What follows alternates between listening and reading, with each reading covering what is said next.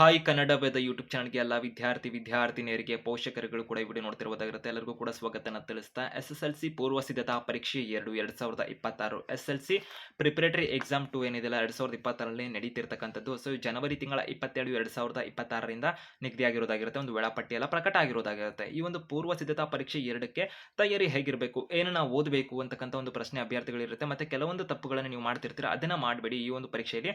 So ಈ ಅಭ್ಯರ್ಥಿಗಳು ಹೆಚ್ಚಿನ ಅಂಕಗಳಲ್ಲಾಗಿರ್ಬೋದು, ಪಾಸ್ ಆಗಲಿಕ್ಕೆ ಏನನ್ನ ಮಾಡಬೇಕು, ಏನನ್ನ ಮಾಡ್ಬೋದಾಗಿರುತ್ತೆ, ಅದ್ರ ಬಗ್ಗೆ ಈ ವಿಡಿಯೋದಲ್ಲಿ ಮಾಹಿತಿನ ನಿಮಗೆ ತಿಳ್ಕೊಂತೀರಾ. ಹೆಚ್ಚಿಗೆ ಒಂದು ಎಸ್ಎಲ್ಸಿ ಅಭ್ಯರ್ಥಿಗಳಿಗೆ ಸಂಬಂಧಪಟ್ಟಂತೆ ವಾರ್ಷಿಕ ಪರೀಕ್ಷೆ ಆಗಿರ್ಬೋದು, ಪ್ರಿಪರೇಟರಿ ಎಕ್ಸಾಮ್ ಆಗಿರ್ಬೋದು, ರಿಸಲ್ಟ್ ಆಗಿರ್ಬೋದು, ಪರೀಕ್ಷೆ 1, 2, 3 ಎಲ್ಲದಕ್ಕೆ ಸಂಬಂಧಪಟ್ಟಂತೆ ಇತರೆ ಮಾಹಿತಿಗಳಿಗೆ ಶಿಕ್ಷಣ ಇಲಾಖೆ ಕಡೆಯಿಂದ ಬರ್ತಕ್ಕಂಥ ಎಲ್ಲ ಸುದ್ದಿನ ಪಡ್ಕೊಳ್ಳೋದಕ್ಕೆ ಕನ್ನಡ ವೇದ ಯೂಟ್ಯೂಬ್ ಚಾನಲ್ಗೆ ಇನ್ನೂ ಸಬ್ಸ್ಕ್ರೈಬ್ ಆಗಿಲ್ಲ ಅಂದ್ರೆ ಆಗ್ಬೋದು, ಬೆಲ್ ಐಕಾನ್ ಕೂಡ ಕ್ಲಿಕ್ ಮಾಡಿ ಇಟ್ಕೋಬೋದಾಗಿರುತ್ತೆ. ಯೂಟ್ಯೂಬ್ನಲ್ಲಿ ಉಚಿತ ಕೂಡ ಆಗಿರುತ್ತೆ ಇದು. ಮತ್ತೆ ವಾಟ್ಸ್ಆಪ್ ಮತ್ತೆ ಟೆಲಿಗ್ರಾಮ್ ಲಿಂಕ್ ಇರೋ ಡಿಸ್ಕ್ರಿಪ್ಷನ್ ಇರುತ್ತೆ, ಅಲ್ಲಿ ಕೂಡ ಹೆಚ್ಚುವರಿ ಮಾಹಿತಿನ ಪಡ್ಕೋಬೋದಾಗಿರುತ್ತೆ. ಇನ್ಸ್ಟಾಗ್ರಾಮ್ ಲಿಂಕ್ ಕೂಡ ಇರೋ ಡಿಸ್ಕ್ರಿಪ್ಷನ್ ಕೂಡ ಇರುತ್ತೆ ಅಂತ ಹೇಳ್ತಾ ಅಭ್ಯರ್ಥಿಗಳಿಗೆ. ಸೊ ಇದೀಗ ಎಸ್ಎಲ್ಸಿ ವಾರ್ಷಿಕ ಪರೀಕ್ಷೆಯ ವೇಳಾಪಟ್ಟಿ ಅಂತೂ ಪ್ರಕಟ ಆಗಿದೆ. ವಾರ್ಷಿಕ ಪರೀಕ್ಷೆದು ಆಗಿದೆ. ನಂತರ ಒಂದು ಪ್ರಿಪರೇಟರಿ ಎಕ್ಸಾಮ್ ಎರಡನೇದಕ್ಕೆ ಸಂಬಂಧಪಟ್ಟಂತೆ ಈ ವಿಡಿಯೋದಲ್ಲಿ ಮಾಹಿತಿನ ಕೊಡ್ತಾ ಇರುವಂತದ್ದು. ಪ್ರಿಪರೇಟರಿ ಎಕ್ಸಾಮ್ಗೆ ಏನಕ್ಕೆ ಓದಬೇಕು, ಏನನ್ನ ಓದಬೇಕು ಅಂತ ಒಂದು ಕ್ವಶನ್ ಇರುತ್ತೆ. ಓಕೆ, ಪ್ರಿಪರೇಟರಿ ಎಕ್ಸಾಮ್ ಒಂದನ್ನ ಇವಾಗಲೇ ಬರ್ದಿರುವಂತದ್ದಾಗಿರುತ್ತೆ ಅಭ್ಯರ್ಥಿಗಳು. ಸೊ ಅದರಲ್ಲಿ ಅಭ್ಯರ್ಥಿಗಳ ರಿಸಲ್ಟ್ಗಳನ್ನ ಕೂಡ ನಿಮ್ಮೊಂದು ಶಿಕ್ಷಕರು ನಿಮ್ಮೊಂದು ಶಾಲೆಯಲ್ಲಿ ಕೂಡ ತಿಳಿಸಿರೋದಾಗಿರುತ್ತೆ. ಅಭ್ಯರ್ಥಿಗಳು ಪಾಸ್ ಕೂಡ ಆಗಿರ್ಬೋದಾಗಿರುತ್ತೆ, ಫೇಲ್ ಕೂಡ ಆಗಿರ್ಬೋದಾಗಿರುತ್ತೆ, ಹೆಚ್ಚಿನ ಅಂಕಗಳು ಕೂಡ ನಿಮಗೆ ಬಂದಿರಬಹುದಾಗಿರುತ್ತೆ.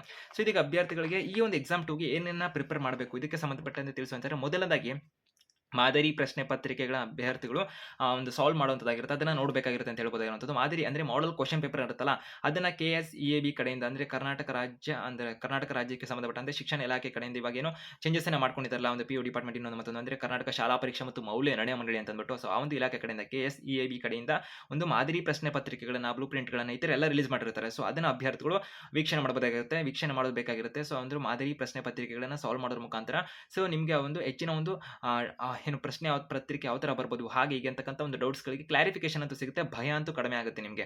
ಓಕೆನಾ, ಪ್ರಮುಖವಾಗಿ ಅದನ್ನ ಮಾಡಬೇಕಿರುತ್ತೆ. ಮತ್ತೆ ಯಾವ ತರ ಡೌನ್ಲೋಡ್ ಮಾಡ್ಕೊಳ್ಳೋದು ಮಾದರಿ ಪ್ರಶ್ನೆ ಪತ್ರಿಕೆಗಳನ್ನ, ಮಾಡಲ್ ಕ್ವಶನ್ ಪೇಪರ್ನ ಅಂತಕ್ಕಂಥ ಒಂದು ಪ್ರಶ್ನೆ ಅಭ್ಯರ್ಥಿಗಳಿರುತ್ತೆ. ಅದ್ರ ಬಗ್ಗೆ ವಿಡಿಯೋ ಏನಾದ್ರು ಬೇಕಿತ್ತು ಅಂದ್ರೆ ಲೈಕ್ ಮುಖಾಂತರ ಸೂಚನೆ ಕೊಡಬಹುದಾಗಿರುತ್ತೆ. ಮತ್ತೆ ಆದಷ್ಟು ನಿಮ್ಮ ಸ್ನೇಹಿತರಿಗೆ ವಿಡಿಯೋ ಶೇರ್ ಮಾಡಿದಾಗ ಅವರು ಕೂಡ ಒಂದು ಲೈಕ್ ಮುಖಾಂತರ ನಮಗೆ ಸೂಚನೆ ಕೊಟ್ಟಾಗ ನಾವು ಕೂಡ ಹೆಚ್ಚಿಗೆ ಅಭ್ಯರ್ಥಿಗಳು ಆಲ್ಮೋಸ್ಟ್ ಅಭ್ಯರ್ಥಿಗಳು ಹೆಚ್ಚಿನ ಒಂದು ಲೈಕ್ ಮುಖಾಂತರ ಸೂಚನೆ ಕೊಟ್ಟಾಗ ನಾವು ಒಂದು ಪ್ರಶ್ನೆ ಪತ್ರಿಕೆ ಯಾವ ತರ ಡೌನ್ಲೋಡ್ ಮಾಡ್ಕೊಳ್ಳುವಂಥದ್ದು, ಬ್ಲೂ ಪ್ರಿಂಟ್ ಯಾವ ತರ ಡೌನ್ಲೋಡ್ ಮಾಡ್ಕೊಳ್ಳುವಂಥದ್ದು, ಮಾಡಲ್ ಕ್ವಶನ್ ಪೇಪರ್ ಇವುಗಳ ಬಗ್ಗೆ ವಿಡಿಯೋಸ್ನ ನೆಕ್ಸ್ಟ್ ವಿಡಿಯೋದಲ್ಲಿ ಮಾಹಿತಿನ ಮುಖಾಂತರ ಕೊಡ್ತೀವಿ ಅಂತ ಹೇಳ್ತಾ, ನಂತರದಲ್ಲಿ ಬ್ಲೂ ಪ್ರಿಂಟ್ ಅನ್ನು ಅಭ್ಯರ್ಥಿಗಳು ಗಮನಿಸಬೇಕಾಗಿರುತ್ತೆ. ಯಾವ ವಿಷಯಕ್ಕೆ ಅಂದ್ರೆ ಎರಡನೇದಾಗಿ ಪ್ರಮುಖವಾಗಿ ಬ್ಲೂ ಪ್ರಿಂಟ್ ಅನ್ನು ಗಮನಿಸಬೇಕಿರುತ್ತೆ. ಯಾವ ವಿಷಯಕ್ಕೆ, ಯಾವ ಅಧ್ಯಾಯದ ಮೇಲೆ ಹೆಚ್ಚು ಪ್ರಶ್ನೆಗಳು ಬರ್ತಿದಾವೆ, ಯಾವ ಪಾಠದ ಮೇಲೆ ಯಾವ ಪಾಠನ ಇಂಪಾರ್ಟೆನ್ಸ್ ಕೊಡಬೇಕು ಅಂತ ನಿಮಗೆ ಗೊತ್ತಾಗುತ್ತೆ ಅವಾಗ. ಸೊ ಸಮಯ ಕೂಡ ಉಳಿತಾಯ ಆಗುತ್ತೆ ಅನ್ಬೋದು. ನಂತರದಲ್ಲಿ ಮೂರನೇದಾಗಿ ಹಿಂದಿನ ವರ್ಷದ ಪೂರ್ವ ಸಿದ್ಧತಾ ಪರೀಕ್ಷೆ ಇರುತ್ತಲ್ಲ, ಪ್ರಿಪರೇಟರಿ ಎಕ್ಸಾಮ್ ಲಾಸ್ಟ್ ಇಯರ್ ಆಗಿರುವಂತದ್ದು 2-3 ವರ್ಷದ್ದು, ಅದರ ಒಂದು ಪ್ರಶ್ನೆ ಪತ್ರಿಕೆಗಳನ್ನು ಅಭ್ಯರ್ಥಿಗಳು ಗಮನಿಸಿದಂತ ಪಕ್ಷದಲ್ಲಿ ಮಕ್ಕಳು ಆವಾಗ ಒಂದು ಎಕ್ಸಾಮ್ ಪ್ಯಾಟರ್ನ್ ನಿಮಗೆ ಅರ್ಥ ಆಗುತ್ತೆ. ಮತ್ತೆ ಕ್ವಶನ್ ಪೇಪರ್ ಅಂದ್ರೆ ಪ್ರಿಪರೇಟರಿ ಎಕ್ಸಾಮ್ಗಳಲ್ಲಿ ಯಾವ ಲೆವೆಲ್ಗೆ ಕ್ವಶನ್ಗಳನ್ನು ತೆಗಿತಾರೆ ನಿಮಗೆ ಅದು ಗೊತ್ತಾಗೋದಿರುತ್ತೆ.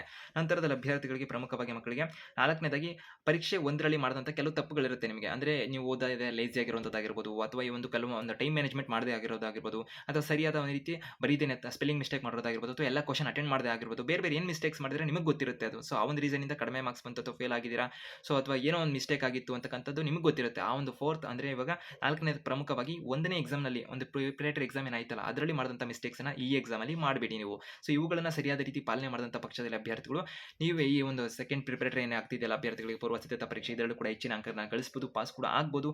ಸೊ ಮತ್ತೆ ಒಂದು ಪ್ರಿಪರೇಟರಿ ಎಕ್ಸಾಮ್ ತಿರುಗಿ ಆಗಿರ್ಬೋದು, ಇತರ ವಾರ್ಷಿಕ ಪರೀಕ್ಷೆ ಬಗ್ಗೆ ಆಗಿರ್ಬೋದು, ಎಲ್ಲ ಮಾಹಿತಿನ ಪಡ್ಕೊಳ್ಳೋದಕ್ಕೆ ಕನ್ನಡ ವೈದ್ಯ ಯೂಟ್ಯೂಬ್ ಚಾನಲ್ಗೆ ಸಬ್ಸ್ಕ್ರೈಬ್ ಆಗಬಹುದು, ಬೆಲ್ ಐಕಾನ್ ಕ್ಲಿಕ್ ಮಾಡಬಹುದು. ವಿಡಿಯೋ ಇಷ್ಟ ಆಗಿದ್ರೆ ಲೈಕ್ ಮುಖಾಂತರ ಸೂಚನೆ ಕೊಡಬಹುದು. All the best.